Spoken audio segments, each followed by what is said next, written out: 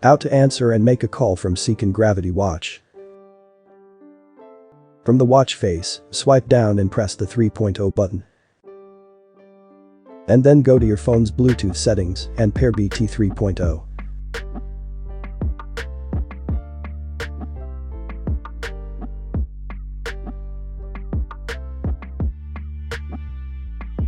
After pairing BT 3.0, when you swipe down on your watch, you will see a blue-orange color, which means your watch and BT 3.0 are now paired to your phone.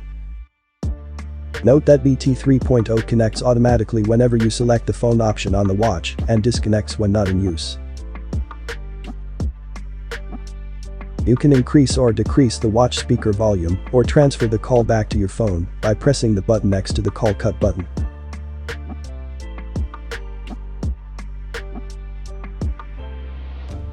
Now you can answer and make calls through your Seeken Gravity Watch.